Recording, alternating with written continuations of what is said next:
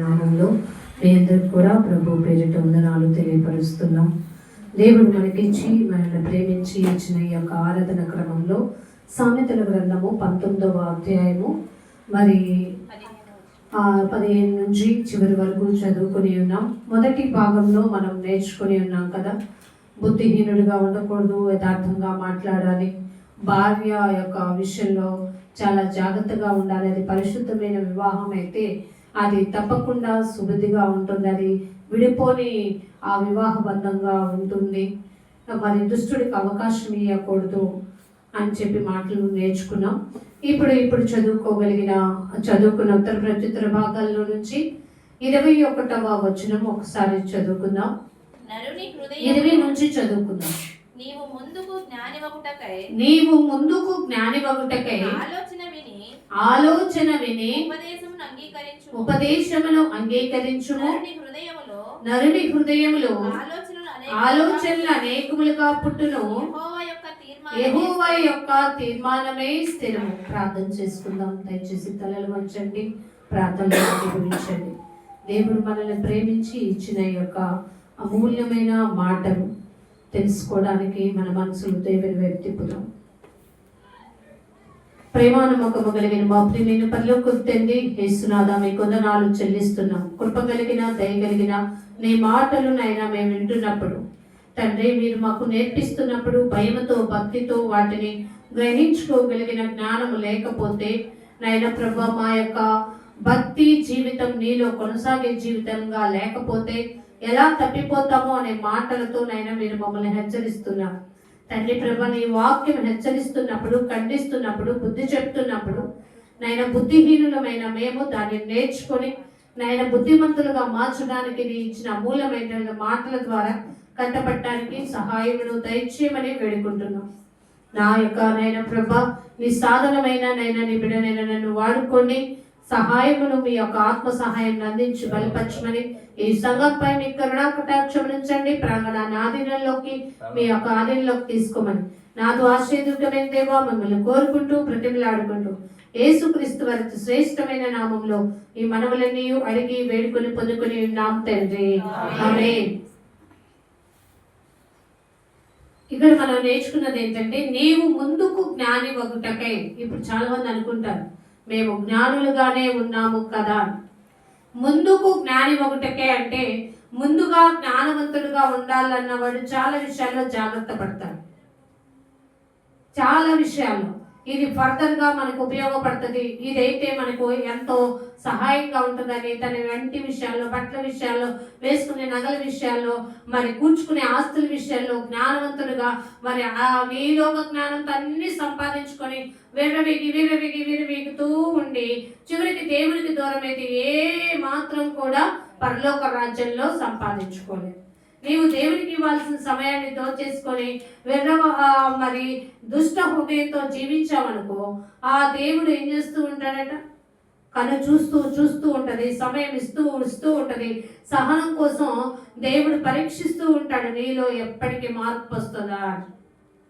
కానీ దేవుని యొక్క సహనంతో మనము ఆడుకోకూడదు.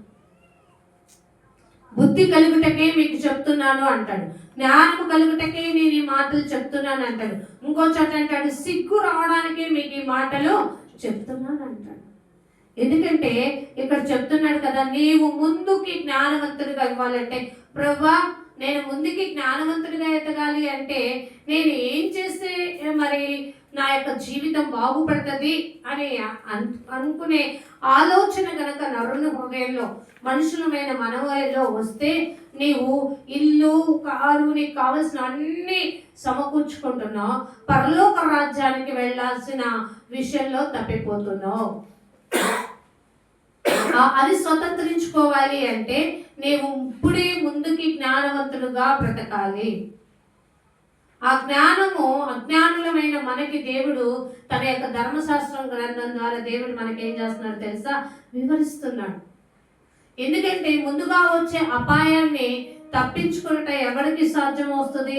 జ్ఞానవంతుడికి, వివేకవంతుడికి, బుద్ధిమంతుడికి వస్తుంది.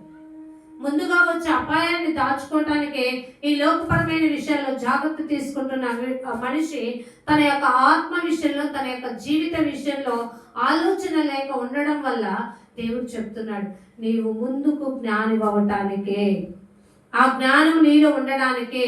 ఎందుకంటే తిమోతికి రాసిన పత్రికలో రాబో వాటి విషయంలో మనం ఎలా జాగ్రత్తగా ఉండాలి, ఏది ప్రయోజనకరం అనే మాటలు మనకి తెలియపరుస్తారు కదా.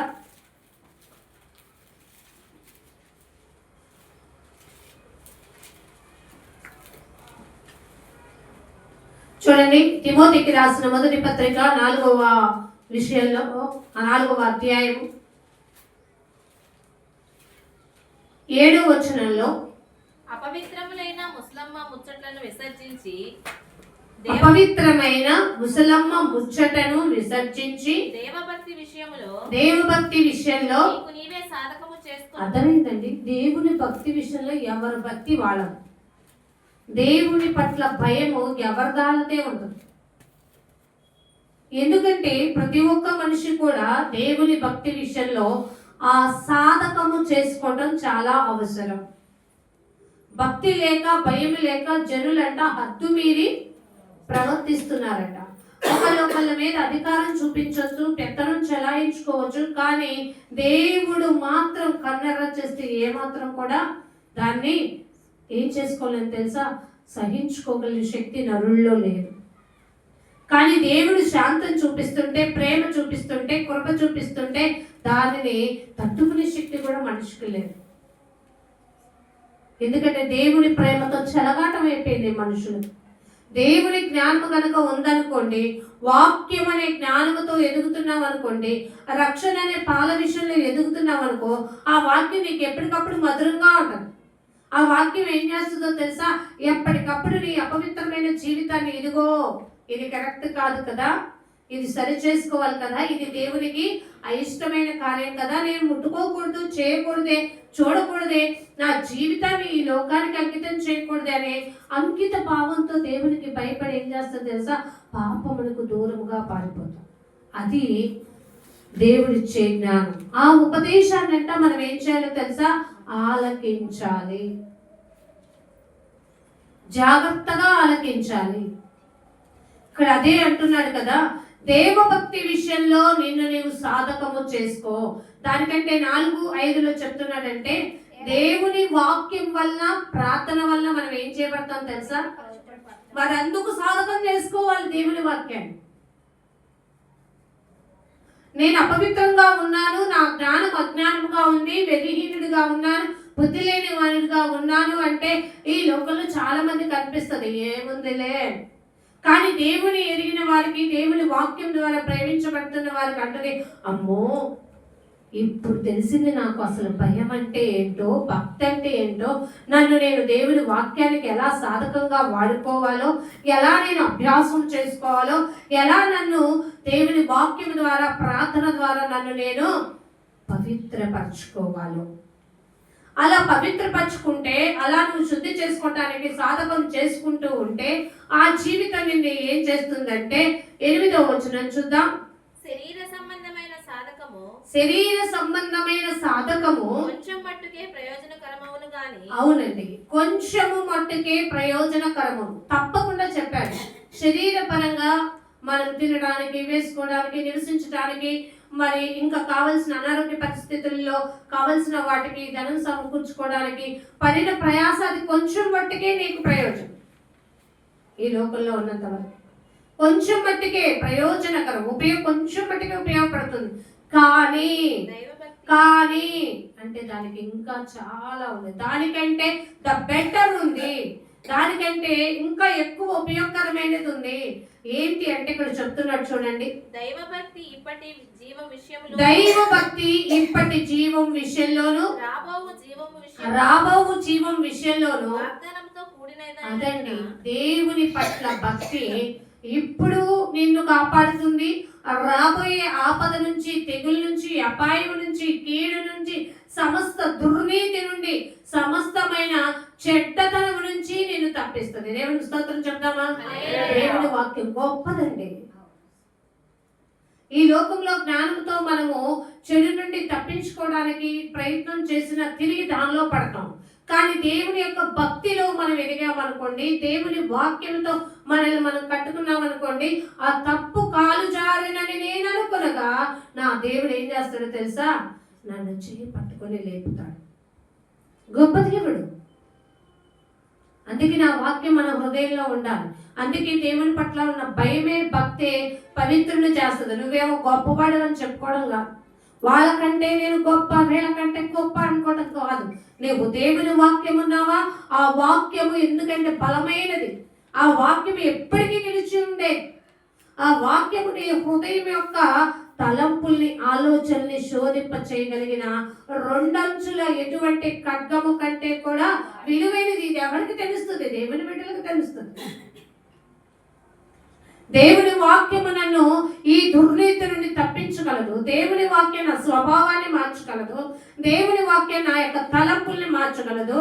దేవుని వాక్యము నాకు రాబో వాటి విషయంలో జ్ఞానాన్ని తెలియచేయగలదు. అది తెలుసుకుంటాడు. అది ఇప్పటి జీవం విషయంలోనూ రాబోయే జీవం విషయంలోనూ వాగ్దానము అంటే ప్రమాణముతో కూడినందున అది అన్నీ ఆల్ ఇన్ వన్ అంటే మనకి చాలా ఇష్టం కదండి. అన్ని పరాలా ఇది ఉపయోగపడుతుంది అంటే దాన్ని ఇష్టపడతాం, కొనుక్కోవటానికి, తినడానికి. దేవుని వాక్యం కూడా అంతే. దేవుని వాక్యాన్ని నువ్వు గనక సంపాదించుకుంటే, ఆ జ్ఞానాన్ని సంపాదించుకుంటే, అది అన్ని విషయాల్లో కూడా నీకేమవుతుందో తెలుసా? అపాయాన్ని తప్పించగలగ సమర్థతలు ఎదిగే పాత్రగా ఉంటుంది. అందుకే అనాలి, సజీవమైన బలము గల వాక్యము ప్రభా నాకు అవసరం. ఆ జ్ఞానాన్ని నేను సంపాదించుకోవడానికి దేవుని వాక్యాన్ని వినటానికి ఎలా రమ్మంటున్నాడు తెలుసా? యాకోబు రాసిన పత్రికలో వేగిన పాటు అనుబంధం. వినటానికి వేగిన పాటు, కోప్పడటానికి నిదానం. కానీ మనుషులంతా రివాజ్.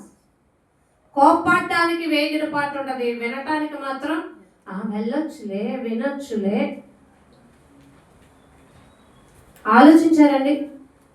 దేవుడు అంటున్నాడు, అలాంటి వారిగానే ఉండలేము, నీతిమంతులుగానే ఉండలేము. కానీ దేవుని వాక్యం ఒకటి అంటుంది కదా, నీవు ముందుగా జ్ఞాని అవ్వాలి అంటే నీవు నీ ఆలోచన కాదు, దేవుని ఆలోచన ద్వారా ఉపదేశం పొందుకుంటే 21వ వచనం చదువుకుందాం. సామెతల గ్రంథం 19:21.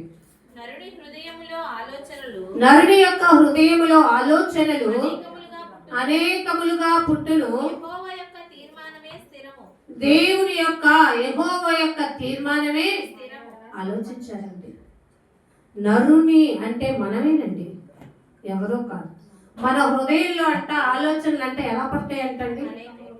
ఎక్కడ ఉంటారు, ఎక్కడో ఉంటారు, లేకపోతే ఏదో పనిలో ఉండి ఏదో ఆలోచిస్తూ ఉంటారు.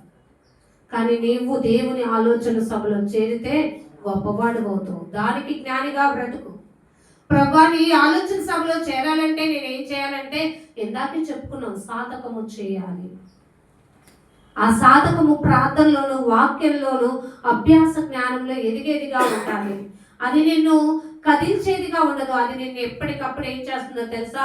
ఉత్తేజపరిచేదిగా ఉంటది. ఎప్పుడు నువ్వు బలహీనుడు కావు, బలవంతుడిగా ఉంటావు. అందుకే కదా తిమోతికి రాసిన పత్రిక 2వ అధ్యాయం 1వ వచనంలో అన్నాడు కదా, నా కుమారుడా. దేవుడు మనల్ని ఏం పిలుస్తున్నాడండి? నా కుమారుడా, క్రీస్తు నందు ఉన్న, క్రీస్తు యేసు అంటే రక్షకుడు, అభిషక్తుడైన దేవుని యందు నీవు ఉన్నావు కాబట్టి ఆయన చూపే కృప వల్ల నువ్వు బలవంతుడు అవుతావు. అది తెలుసుకోవాలంటే నీకు ఈ లోక జ్ఞానం కాదు, దేవుడి జ్ఞానానికి రావాలి. నరుని ఆలోచన, హృదయంలో ఆలోచనలు విపరీతంగా పట్టవచ్చు. కానీ దేవుని యొక్క ఏంటంటే అక్కడ చెప్పారు, యెహోవా యొక్క తీర్మానమే స్థిరము. అర్థమైందా? నువ్వు అనుకున్న ఆలోచన నెరవేరలేదేంటి? నేను అనుకున్న దేవుడు ఇవ్వలేదేంటి? నీకు దేవుని జ్ఞానం ఉంటే ఏమంటావు కాదు తెలుసా? దేవుని చిత్తమైతే ఇది నాకు ఇస్తాడు, చిత్తము కాకపోతే దేవుడు దాని నుంచి దూరపరుస్తాడు అనే ఆలోచనతో బ్రతుకుతాం.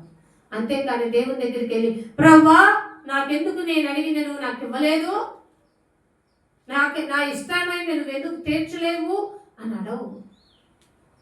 దేవుని పట్ల దేవుడు ఒక పని నీకు చేయాలంటే కూడా నీ నమ్మకాన్ని చూస్తాడు, నీ ప్రవర్తన చూస్తాడు. దాన్ని బట్టి క్రియారూపకంగా దేవుడు నీకు కార్యాన్ని చేస్తాడు. నువ్వు శుద్ధుడిగా బ్రతుకు, వ్యక్తుడిగా బ్రతకమాక. శుద్ధుడిగా బ్రతికావో ఆశీర్వాదం నీ పక్కన ఉన్నది. చూడండి, కీర్తన గ్రంథం 24:4 మాట ఉంది.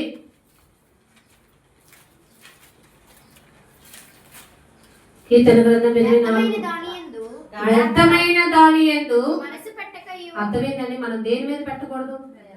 మరి లోక జ్ఞానం ఏం చెప్తుందో తెలుసా?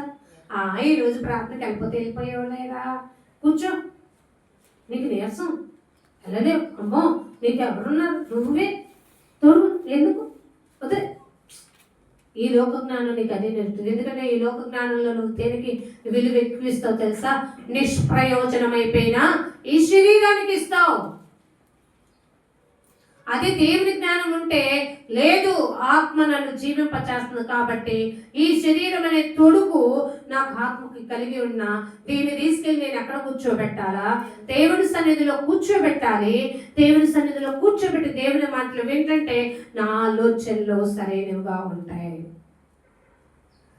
అందుకనే వ్యర్థమైన వాటి యందు చూడకుండా, మనసు అనేది వ్యర్థమైన దాని మీద పెట్టకుండా, అంటే చూడకుండా, వినకుండా, చేయకుండా ఉండి మీరు ఎలా ఉండాలంటే కపటముగా ప్రమాణము చేయ. కపటం అంటే ఏంటండి?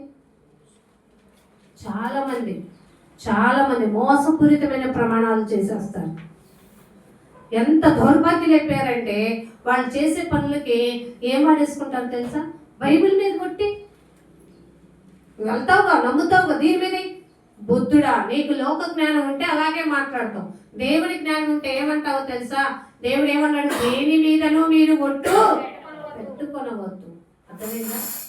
నిన్ను జీవింపచేసేది దేవుని జ్ఞానం అయితే దేవుళ్ళు స్థిరపరచబడతావు.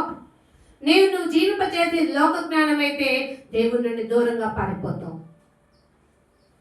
ఏది కావాలో ఆలోచించుకో, ఎటువైపు పరిగెడుతున్నావో ఆలోచించుకో. మనుషుడు వ్యక్తుడిగా ఉండి అనేకమైన ఆలోచనలతో ఉంటూ ఏమంటున్నాడంటే ఏ దేవుని యొక్క తీర్మానానికి సెటరైట్ అవ్వలేకపోతున్నాడు. మనుషుడు ఒకటి తలుస్తాడు, దేవుడు ఒకటి తలుస్తాడు. చివరికి దేవుని యొక్క తీర్మానమే స్థిరమవుతుంది. ఆలోచించండి, దేవుని యొక్క తీర్మానాన్ని స్థిరపరచగలిగిన సమర్థుడైన దేవుని వైపు మనం ఏం కట్టుకోవాలి తెలుసా? అంటూ కట్టబడిన జీవితంలో ఉండాలి. నీ ఆలోచన ఎట్లా ఉందో ఆలోచించు. నువ్వు అసలు దేవుని ఆలోచన సభలో చేరేవా లేదా అనేది చెక్ చేసుకో. దేవుని ఆలోచన సభలో చేరితే నీకు దేవునికి ఎప్పుడు సహవాసం కూడా ఏమనుకుంటా తెలుసా?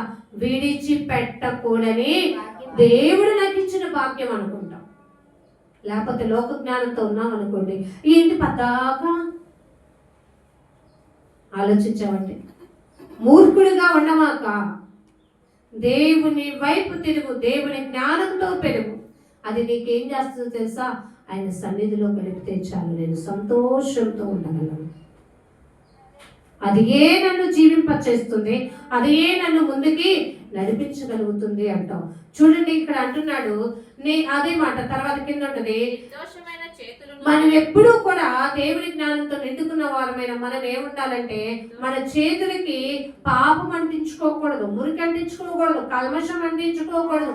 నిర్దోషమైన చేతులను శుద్ధమైన హృదయమును కలిగి ఉండువాడే. ఆలోచించారండి, రాత్రి మనం విన్నాం ఏంటంటే నిర్దోషమైన చేతులు.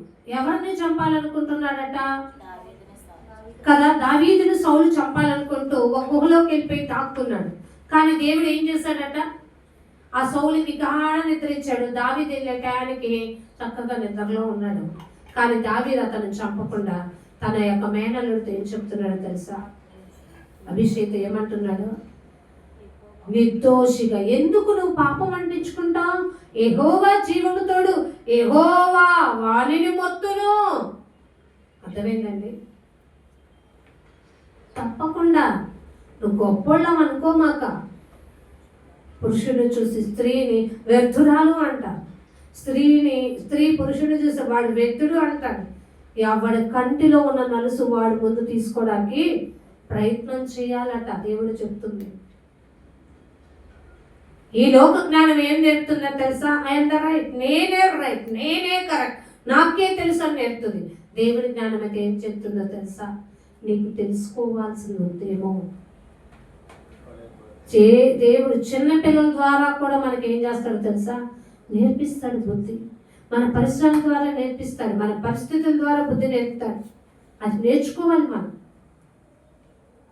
దేవుడు ఎప్పటికప్పుడు తన జ్ఞానంతో మనల్ని హెచ్చరిక చేస్తూనే ఉంటాడు, జాగ్రత్త చెప్తూనే ఉంటాడు. అలలపై నడిచిన నాదు యేసేలో ఉంటది కదా, శుద్ధుడా నీ పిలుపు వింటిని అద్దరికినే చేరుకుంటే. అర్థమైందా? నీవు ఈ యొక్క జీవితకాలం ముగిసిన తర్వాత పరలోక జీవితంలోకి వెళ్ళాలంటే దేవుని పిలుపు విను, లోబడు, ఆయన వైపు తిరుగు, ఆయన ఆలోచనలకి నీ హృదయంలో స్థానం ఇవ్వు. నీ ఆలోచన ప్రకారం ఎందుకు నడుచుకుంటావు? నీ తీర్మానం ఏంటి? కొత్తవి పెట్టినారంటే ఇష్టమైతే నువ్వు దానిలో ఇన్వాల్వ్, లేదంటే దేవుడా అని ప్రార్థన చేయి. దేవుని యొక్క జ్ఞాన విషయంలో మనం ఏం చేయాలో తెలుసా? అభివృద్ధి బాటలో ఉండాలి. ఎక్కడ వేసినా అక్కడ గొంగడ అక్కడే ఉంటే ఎప్పటికీ కూడా అది వర్ధిల్లదు. కొత్త నేర్చుకోవాలి నువ్వు కొత్తగా అనేక. ఎందుకంటే దేవుడు అన్నాడు తెలుసా? సమయం సమీపించిన కొలది మరి ఎక్కువగా కూడుకొనటానికి మీరు ప్రయాసపడండి అన్నాడు. వ్యర్థమైనగా మాట్లాడకూడదు మనం. దేవుని మాట ఇది. నాకు సమయం ఉంటే నా దగ్గరికి రండి, నాకు చెప్పండి, నేను నేర్చుకుంటా, బాగుపడతా అన్నాను. అది దేవుని జ్ఞానం. కట్టబడాలా, విరవబడే స్థితిలో ఉండకూడదు. దేవుని వాక్యం హెచ్చరిస్తే, ఖండిస్తే, బుద్ధి చెప్తే ఎక్కడ కాదు ఇంకోటి వెళ్ళు. ఎక్కడికి వెళ్ళినా నిన్ను వాక్యం హెచ్చరిస్తుంటే సరి చేసుకో, లేదు అంటే ఎప్పటికీ మారలేదు. ఆలోచించు. ఇక్కడ నువ్వు ఆశీర్వదింపబడాలంటే అంటున్నాడు, నిర్దోషమైన చేతులు ఉండాలా, శుద్ధమైన హృదయం. దేవుడు అదే అంటున్నాడు. నీవు ఇక ముందుకి జ్ఞానిగా బ్రతకాలంటే నీ హృదయం ఎలా ఉండాలో తెలుసా? శుద్ధ హృదయం ఉండాలి. పాపిష్ట హృదయంతో దేవుని సన్నిధిలో ఉంటారు కొంతమంది. అలా చేసి దాన్ని హెచ్చరిస్తే పారిపోయే వాళ్ళు కూడా ఉంటారు. దేవుని సన్నిధికి వస్తూ కూడా క్రమమైన జీవితంలో ఉండలేము. వాళ్ళ పాప బ్రతుకు నుంచి అనేక మంది చెప్తున్నప్పుడు దేవుడే తీర్పు తీస్తాడు. యెహోవా యొక్క తీర్మానం స్థిరపరుస్తాడు. ఆ జ్ఞానంతో బ్రతకగలగాలి. అనేక మంది కొంతమంది గురించి మాకు ఇన్ఫార్మ్ చేస్తూ ఉంటారు. మేము చెప్తాం, దేవుడికి ఒక చెప్తామమ్మా, తీర్పు తీర్చువాడు. ఆలోచించా, పరిస్థితుల వల్ల ఏముంది మరి అన్నావనుకో, నీలో జ్ఞానం లేదు, దేవుని జ్ఞానంతో లేదు. పరిస్థితులను చక్కబెట్టువారు ఎవరు? ఆలోచించవా? నీవు దేవునికి అవకాశం లేకుండా మనుషులకు ఇస్తే అపవిత్రమైన బ్రతుకుతున్నట్టే. నీ హృదయాన్ని శుద్ధి చేసుకున్నట్టే. నీ ఆలోచన ఎలా స్థిరపరచబడుతుందో ఆలోచించుకో. జాగ్రత్తగా దేవుని వైపు తిరుగు. కీర్తన గ్రంథము చూద్దాం. కీర్తన గ్రంథం 33లో ఒక మాట మనకి బలముగా హెచ్చరిక చేస్తుంది. కీర్తన గ్రంథం 33:11 వచనంలో అర్థమేంటండి? నరుల ఆలోచనలో కాదండి, యెహోవా ఆలోచన ఆగండి. ఎలా నిలుస్తుందట అండి? అందరం చెప్పుకుందాం ఆ మాట. యెహోవా ఆలోచన సదాకాలము నిలుచును. ఈ మాట అడగండి దేవుడు. ప్రభా, నా ఆలోచన కాదు ప్రభా, నా తీర్మానము కాదు ప్రభా, నా చిత్త ప్రకారం కాదు ప్రభా, నాకు ఇష్టం వచ్చినట్టు కాదు ప్రభా. ఈ భూలోకానికి నేను పుట్టానంటే నా ఇష్టం వచ్చినట్టు పుట్లా, నీ యొక్క సంకల్ప ప్రకారం నేను కనబడ్డాను కాబట్టి నీ ఆలోచన నా పట్ల నెరవేర్చు తండ్రి. ఇది దేవుని ఆలోచన ద్వారా వచ్చే ప్రార్థన. ప్రార్థన చేస్తున్నప్పుడు కూడా గమనించాలి. మనుషుల యోగక్షేమం గురించి ప్రార్థన చేయమాక. ఎక్కడున్నా అది దేవుని కార్యం అయ్యేలాగా ప్రార్థన చేయాలి. ఇక్కడ అంటున్నాడు, యెహోవా ఆలోచన సదాకాలము నిలుచును, ఆయన సంకల్పములు ఎక్కడి వరకు ఉంటాయట? ఎప్పటి వరకు ఉంటాయండి? ఆలోచించాలండి. దేవుడి యొక్క సంకల్పం, దేవుడు తలపెట్టిన కార్యం ఏంటో తెలుసా? తరం, నీ తరం, తర్వాత తరం, తర్వాత తరం, తరతరములకి ఉండును. అందుకనే అన్నారు ఒక చోట, దేవుడా నువ్వు ఒక్కసారి ఆశీర్వదిస్తే అది ఎన్నటెన్నటికీ ఆశీర్వాదకరమే ప్రభువా. అది దాన్ని పొందుకోవటానికి రెడీగా ఉన్నావా? దేవుని ఆలోచన సభలో చేరు. నరుల ఆలోచన సభలో కంటే దేవుని ఆలోచన సభలో చేరితే నీ తీర్మానాన్ని స్థిరపరచువాడు ఆయనే, నిన్ను నీ కొమ్ము ఎత్తువాడు ఆయనే. నువ్వు మనుషుల జ్ఞానంతో బ్రతికితే, మనుషుల సహాయంతోనే జీవించాలనుకుంటే అది వ్యర్థము. వ్యర్థుడా అంటాడు దేవుడు, వెర్రివాడా అంటాడు, బుద్ధిహీనుడా అంటాడు. సమయం ఇస్తున్నాడంటే నీకు ఒక విషయం తెలుసా? నీకు ఒక మనిషి అన్నగా ఉంటే నువ్వు ధన్యుడాలు అనుకుంటున్నావా? నిజం చెప్పనా? ఎవరు ధన్యులో దేవుడి వాక్యం ఏం చెప్తుందో దాని కింద వచ్చినవే. కీర్తన 33:12 చూద్దాం. యెహోవా తనకు దేవుడుగా గల జనులు ధన్యులు. యెహోవా తనకు దేవుడుగా గల జనులు ధన్యులు. ఆయన తనకు స్వాస్థ్యముగా ఏర్పరచుకునే జనులు ధన్యులు. అర్థమైందండి? మనం ధన్యులు అండి. ఎందుకంటే మనం ఆయన స్వాస్థ్యం, మనం ఆయన భక్తులం. కాబట్టి ఈ దేవుడు నాకు మరి ఎలా ఉన్నాడట? యెహోవా నాకు ఉన్నాడు కాబట్టి, ఆ నామం నేను కలిగి ఉన్నాను కాబట్టి, ఆ దేవుడిని కలిగి ఉన్న జనుడైన నేను, ఆయన బిడ్డనైన నేను ధన్యురాలు. ఆ ధన్యత దేవుడు నాకు ఎప్పటి వరకు ఇస్తాడో తెలుసా? సదాకాలం ఇస్తాడు. నువ్వు అలా ఉంటున్నావా? దేవుడట తన బిడ్డల్ని, తన స్వాస్థాన్ని ఏర్పాటు చేసుకుంటాడట. అందుకనే అంటాడు కదా, ఏర్పాటు చేయబడిన వంశము, మనము దేవుని సొత్తైన ప్రజలము, రాజులైన యాజక సమూహము. ధన్యులం కాదా? మరి ఆలోచించారా ఏ విధంగా ధన్యులం అవుతాము? దేవుడు మనల్ని పిలిచి హత్తుకొని పాపాన్ని తొలగించి తన అమూల్యమైన రక్తంతో కడిగి చెడ్డగా ఉన్న బ్రతుకుని మంచిగా మార్చేసి శుద్ధ హృదయం నీకు ఇచ్చి నిన్ను బలపరుస్తున్నాడు అంటే, నిన్ను ఆదరిస్తున్నాడంటే, నిన్ను ఏర్పాటు చేసుకున్నాడంటే నువ్వు ధన్యుడవు. ఆయన ఆలోచన సభలో చేరు, ఆయనకి దగ్గరగా జీవించు. నీ ఆలోచనలేంటి? ఏదైనా ఒకటి మొదలు పెట్టామంటే మా సొంత ఆలోచనతో వెళ్ళట్లా. మీకు అది తెలుసో తెలీదు. ప్రార్థన ద్వారా అడుగుతాం దేవుని, దేవుని యొక్క గొప్పతనంతో ముందుకు వెళ్తాం. యెహోవా యొక్క తీర్మానమే ముందుకు కొనసాగిస్తుంది. దేవుడి చిత్తం లేకపోతే అది ముందుకు వెళ్ళదండి. ఆలోచించారా? నీవు ముందుకి జ్ఞానం అవ్వటానికి దేవుడు ఉపదేశాన్ని వినాలి. నువ్వు సాధకంగా పవిత్రపరచుకోవాలంటే నీ హృదయం అజ్ఞానంగా బ్రతుకు చీందరవందరగా ఉంటే నువ్వు దేవుని వైపు మలుపుకోవాలి. నా పాపిష్టి బ్రతుకును మార్చు ప్రభువా. కీర్తనల గ్రంథంలో సామెతల గ్రంథము 16వ అధ్యాయం చూద్దాం. ఒక మంచి మాట ఆలోచన గురించి తెలియపరుస్తూ, కీర్తన సామెతల గ్రంథం 16:9 వచనమండి. ఒకడు తాను చేయబోవున్నది అర్థమైందండి. మన హృదయంలో అనుకుంటామంట ఏం చేయాలి అని, కానీ హృదయ ఆలోచనలన్నీ ఎవరి వశము? మరి నువ్వు చేసే తప్పైన దేవునికి తెలియదా? ఒప్పైన దేవునికి తెలియదా? నువ్వు చేసే మోసపుదైన దేవునికి తెలియదా? ఏంట్లే అని అనుకున్నావు అనుకో, అదైనా దేవునికి తెలియదు అనుకుంటున్నావా? తప్పక తెలుసు. ఒకడు తాను చేయబోవున్నది హృదయంలో యోచించుకొనెను, కానీ యెహోవా అర్థమైందండి, నీ నడతను స్థిరపరచువాడు యెహోవాయే. ఆలోచించుకో, బాగా గుర్తు పెట్టుకో. హామాను తన హృదయంలో చెడు ఆలోచన కలిగి జీవించాడు. తన మూర్ఖపు స్వభావం ఎలా ఉందో ఆలోచించు.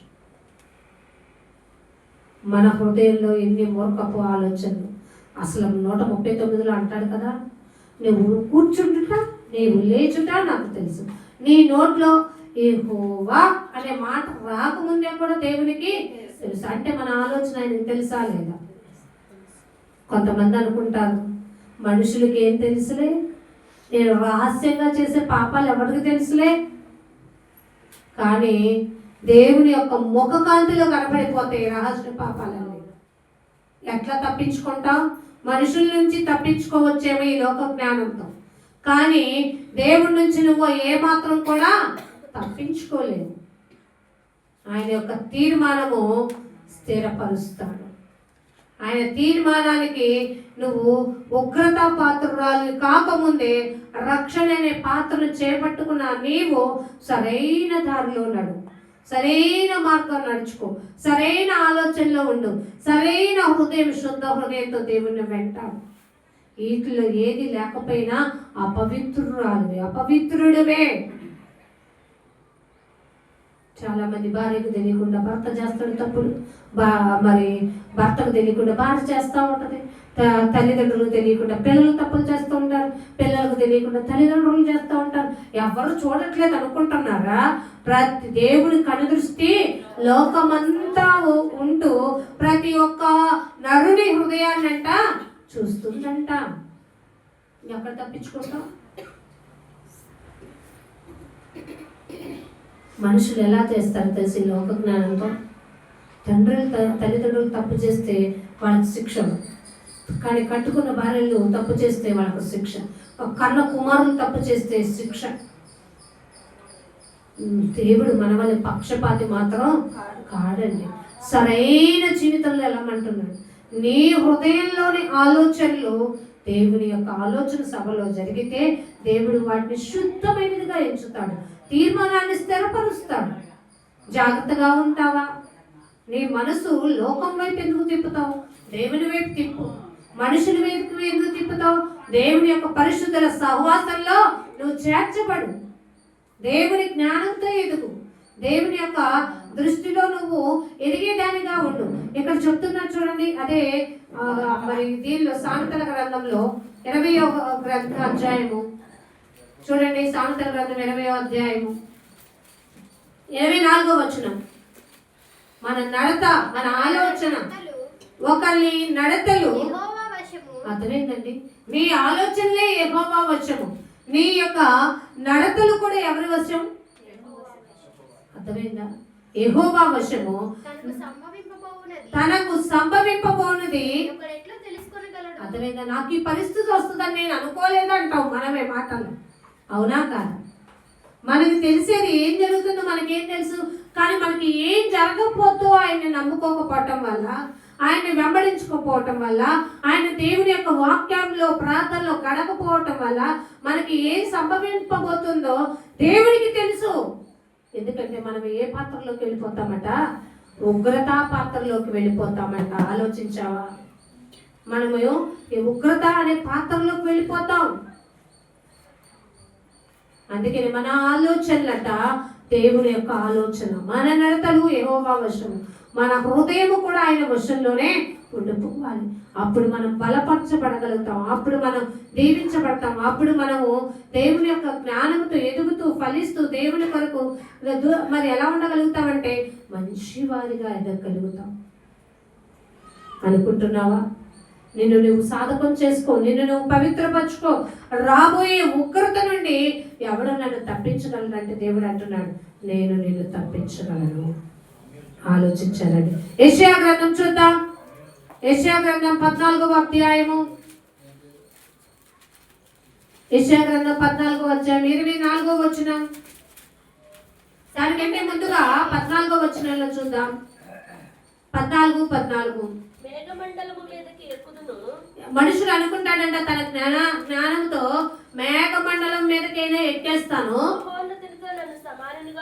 ఎవరితో సమానంగా చేసుకుంటానంటున్నాడండి? మహా ఉన్నతుడైన దేవునితో ఏమంటున్నాడట? నేను తలుచుకుంటే దేవుడినైనా నా దగ్గరికి రప్పించగలను అంటున్నాడు మూర్ఖుడు. మహోన్నతునితో నన్ను సమానముగా చేసుకొందును అని నీవు మనసులో అనుకుంటేవి కదా. మనుషుడు తన సొంత జ్ఞానంతో ఏమనుకుంటున్నాడంట, నేను దేవుని జ్ఞానంతో ఉండగలుగుతాను.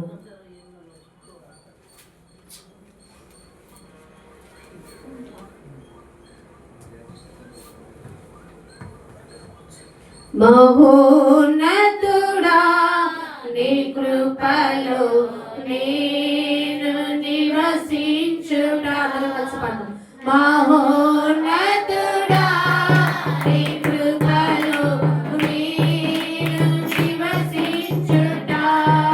నా జీవిత ధన్యతై ఉన్నది. మహోన్నతుడా నీ కృపలో నేను నివసించుట. నా జీవిత ధన్యతై ఉన్నది. ఆలోచించండి, దేవుని కృపలో మనం నివసించడమే నా జీవితానికి ధన్యం. జాగ్రత్తగా నువ్వు ఈ లోక జ్ఞానంతో ఏదైనా సంపాదించుకోవచ్చు, ఏదైనా కొనవచ్చు. ఎన్ని కోట్లున్న ఒక మనిషి ప్రాణాన్ని ఎంత హాస్పిటల్లో పోసినా తిరిగి తీసుకురాగలడా? వాళ్ళు కూడా ఏమంటారు తెలుసా, మేము ఏం చేయగలమండి, ఇంకా పైన భగవంతుడి దయే అంటారు కదా. నీకు ఆ జ్ఞానం లేకపోతుందా? డబ్బుందని విరవీగొద్దు, ఆస్తులు నేను విరవీగొద్దు, తెలివి ఉంది కదా అని విరవీగొద్దు, నాకు అనేకమైన బంధువులు ఉన్నారు కదా, నాకంటే గొప్పవాళ్ళు ఎవరు అని విరవీగొద్దు. దేవుని బిడ్డలు అందరూ ఏకమత్యంతో ఉండాలి, ఒకరినొకరు సంభాషించుకునే తనంతో ఉండాలి. పరిశుద్ధుల సహవాసం అవసరం. నీకు ఈ ఆలోచనలు ఉంటే నీ నడత చక్కగా ఉంటుంది, నీ ఆలోచనలు చక్కగా ఉంటాయి. నీ హృదయాన్ని ఎప్పటికప్పుడు వాక్యం అనే ఖడ్గంతో శుద్ధి చేసుకోవడానికి ఇష్టపడతావు. ఎక్కువగా దేవుని సన్నిధిలో గడవటానికి ఇష్టపడతావు. దేవుని కృపను పొందుకున్న నేను దేవుడికి నేను ఎలా నడుచుకోగలుగుతున్నాను, దేవుడు నన్ను చూసి బలా అనుకునే విధంగా నా ప్రవర్తన అంతట్లో దేవునికి నేను ఎలా అధికారం ఇవ్వగలుగుతున్నాను అనేది తెలుసుకుంటాం. ఆ జ్ఞానమే లేకపోతే నాకెవడు చెప్పేది, నన్ను ఎవడు చూసేది, నాకెవడు అనుకునే తత్వంతోనే బ్రతికిండిపోతావు. ఇక్కడ అంటున్నాడు కదా 15వ వచనంలో, నీవు పాతాళమునకు నరకములో ఒక మూలకి ఈ లోక జ్ఞానంతోనే బ్రతికితే నువ్వు మరణించిన తరువాత పాతాళంలో నరకంలో ఒక మూలకి త్రోయబడతావు. ఈ జ్ఞానం నీకు తెలుసా? చచ్చాక ఎవడో అనుకుంటున్నావా? నరకానికే వెళ్తావు దేవుని జ్ఞానం లేకపోతే. దేవుని బిడ్డగా మార్పు చెందిన జీవితంలో లేకపోతే, దేవుడు ఆశించిన హృదయంతో నువ్వు జీవించకపోతే పాతాళంలో నరకంలోకి త్రోయబడతావు. ఇంకా అక్కడ అంటున్నాడు చూడండి, నిన్ను చూచువారు నిన్ను నిదానించి చూచుచు ఇట్లు తలపోస్తారు. ఆలోచించావా? నిన్ను ప్రతి ఒక్క మనిషి కనిపెడుతున్నాడు. దేవుని జ్ఞానంతో ఎదుగుతున్నావా? దేవుని యొక్క జ్ఞానంతో ఎదిగితే నిన్ను ప్రతి ఒక్కళ్ళు గమనిస్తున్నారని తెలుసుకొని నీ ప్రవర్తన అంతటి అధికారం దేవునికి ఇచ్చాయి. దేవుని జ్ఞానంతో బ్రతుకు. జాగ్రత్తగా ఈ 14లో 24వ వచనంలోకి ఇప్పుడు చూద్దాం త్వరగా.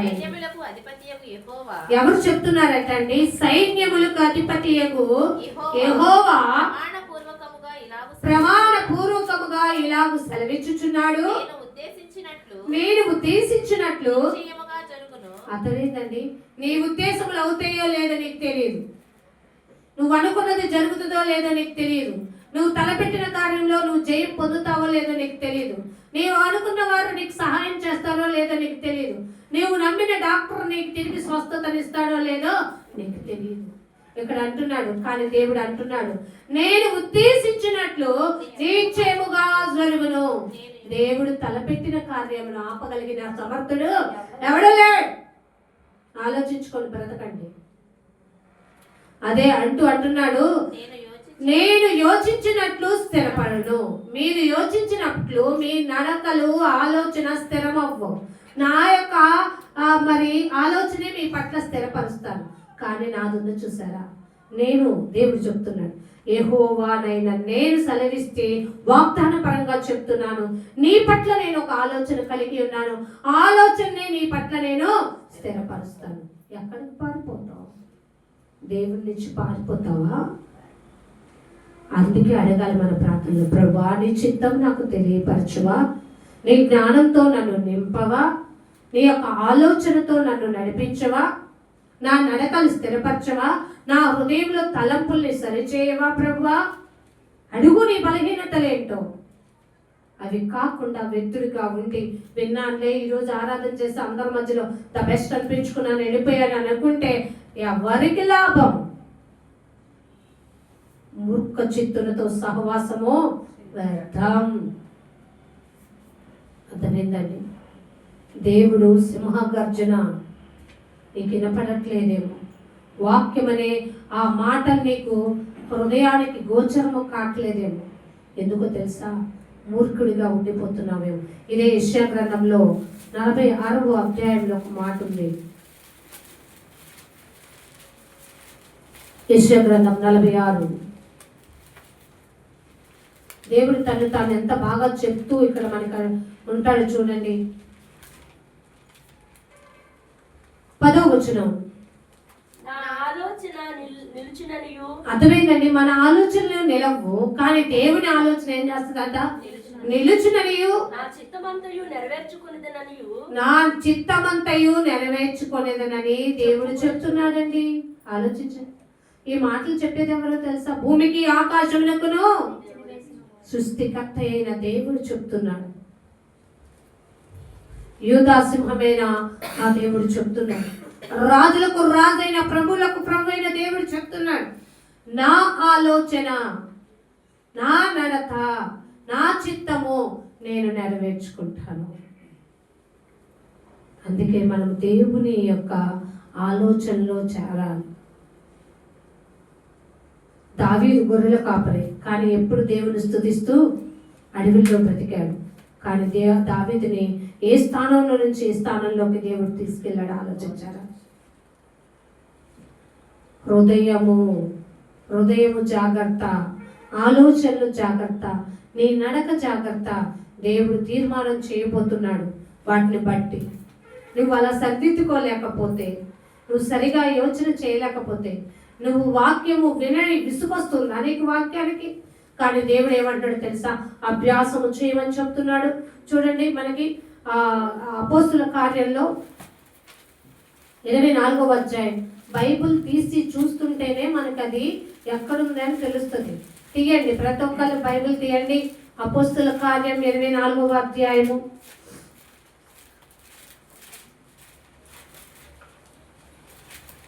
16వ వచనం. ఈ విధమున నేనును దేవుని ఎడలను మనుషుల ఎడలను ఎల్లప్పుడూ. ఎప్పుడండి? చర్చిలో ఉన్నప్పుడేనా? లేకపోతే నీకు ఎదురైన విశ్వాసి, నీ చర్చకు వచ్చిన సహవాసి నీకు కనపడినప్పుడేనా? ఇక్కడ తీసుకెళ్ళి ఎక్కడికో వెళ్ళే వాళ్ళకి చెప్తుంటానా? ఎందుకు అంటున్నావు? నువ్వు సర్దుకో. నా కుటుంబం,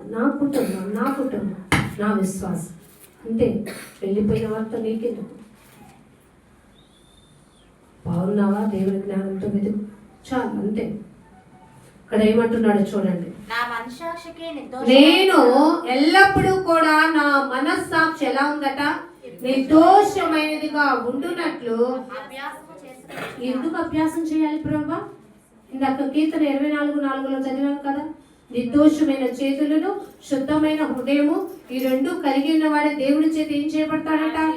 అందుకు అభ్యాసం కావాలి. దేవుడా నన్ను ఆశీర్వదించు అని 100 సార్లు అడగటం, 100 సార్లు పాడుకుంటే నీకు ఆశీర్వాదం రాదు. ఆలోచించావా? దేని ద్వారా నువ్వు ఆశీర్వాదం పొందగలవంటే దేవుడు చెప్పిన క్రియాపూర్వకమైన విధంగా నువ్వు చేసినప్పుడే, నీ మనస్సాక్షిని నిర్మలమైనదిగా కాపాడుకున్నట్టే, సాధువైన మృదువైన తనంతో నువ్వు నడుచుకున్నట్టే. ఇవి లేకపోతే నువ్వు ఈ లోక జ్ఞానంతోనే వ్యర్థులుగా ఉండిపోతావు, ఈ లోక ఆలోచనలతోనే వ్యర్థంగా గడిచిపోతావు. అప్పుడు యెహోవా తీర్మానం నీ పట్ల ఎలా ఉంటుందో తెలుసా? ఉగ్రతారూపం. ఎందుకంటే దేవుడు మనల్ని ప్రేమతో ప్రేమించడానికి మన దగ్గరికి వచ్చినప్పుడు ఆయన ఉగ్రతకి పాత్రులుగా ఉండటానికి ఎందుకు ఇష్టపడతావు? ఆలోచించావా? జాగ్రత్తగా ఉండు. వాక్యం ఆదివారం ఇది, సోమవారం మర్చిపోయేది కాదు. ఈ చేతనైతే వచ్చి రోజు కూర్చుందాం రా, ప్రే చేసుకుందాం. మళ్ళా ఆదివారం కనపడి వాక్యం అంతా పెట్టి పళ్ళలో చేయి వేయకుండా ఎన్నాళ్ళు బ్రతుకుతావు ఈ పాపం జీవితాన్ని? దేవుడి వాక్యంతో నేను గద్దిస్తున్నప్పుడు హృదయాన్ని శుద్ధి చేసుకో, దేవుని ఎదుట ఒప్పుకో, విడిచిపెట్టు. దేవుని ఎదుట నిర్దోషమైన చేతులు, శుద్ధమైన హృదయం కలిగి ఉంటే నీవు దీవెన ఆశీర్వాదం పొందుకుంటావు, పవిత్రుడుగా ఎంచబడతావు. దేవుడి తీర్మానం అప్పుడు నీకు, ఆయన తీర్మానం నీ పట్ల ఎలా ఉంటుందంటే, రండి లోకము పుట్టినది మొదలుకొని ఏమంటాడు తెలుసా, నా తండ్రి చేత ఆశీర్వదింపబడిన వాళ్ళారా రండి అని పిలుచుకునే పాత్రలో ఉంటాం. ఏది నీకు కావాలో ఆలోచించుకో. అందుకనే నేను చెప్తున్నా, మనకి దేనిలో సాధకం ఉండాలి, వాక్యములోను ప్రార్థనలోను. మళ్ళీ ఒకసారి అది చూపించి వెళ్దాం. తిమోతికి రాసిన పత్రికలో ఉంది,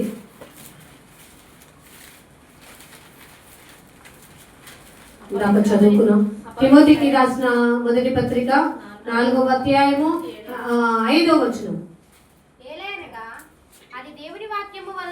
దేవుని వాక్యం వలనను ప్రార్థన వలనను అదే అండి, నీ హృదయము దేవుని వాక్యం వలన, అలాగే ప్రార్థన ద్వారా దేవుని దగ్గర ఒప్పుకో, ప్రభా నేను పాపిని, నేను వెర్రివాడిని, నీ దృష్టికి వ్యతిరేకంగా నడుచుకున్నాను, నా యొక్క ఆలోచనలు, నా నడక, చూపు, ప్రవర్తన అంతా నీకు వ్యతిరేకంగా నడుచుకుని దయతో క్షమించు ప్రభా అని దేవుని ఎదుట.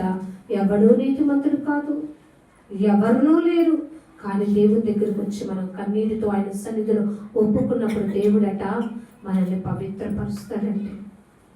ఆలోచించావా దేవుని గొప్పతనం? నువ్వు వాక్యం ద్వారా నడుచుకుంటున్నావు, ప్రార్థన ద్వారా నడుచుకుంటున్నావు అనేది లోకపరంగా ఎలా తెలుస్తుందో తెలుసా? ఇక్కడ చూడండి, యాకోబు రాసిన పత్రిక, దేవుని వాక్యం వింటున్నప్పుడు ఇద్దరు వస్తే బయటికి కలుపుకోండి. 2వ అధ్యాయం, యాకోబు రాసిన పత్రిక 2వ అధ్యాయం 24వ వచనం. మనుషుడు విశ్వాసం మూలమున మాత్రమే కాక, అంటే దేవునిని నమ్మటం వలన మాత్రమే కాక, క్రియల మూలమున నీతిమంతుడని ఎంచబడునని మీరు దీని వల్ల గ్రహించుకోండి. అర్థమైందండి? అందుకనే మన విశ్వాసము, మన నీతి, మన క్రియ దేవునికి ఉపయోగకరమైనదిగా ఉండాలి. అప్పుడు దేవుని చేత మనము ఆశీర్వదింపబడతాం.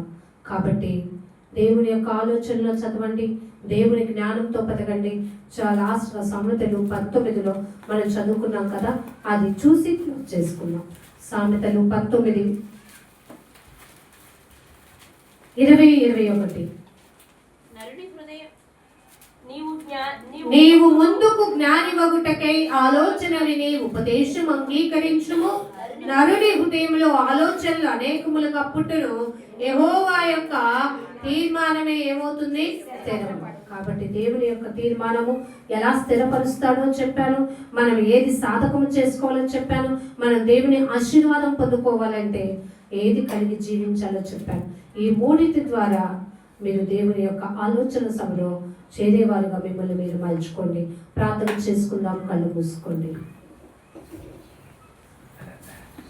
ప్రేమ నమ్మకము కలిగిన మా ప్రియమైన పరలోకపు తండ్రి యేసునాథా, మీకు వందనాలు చెల్లిస్తుంది.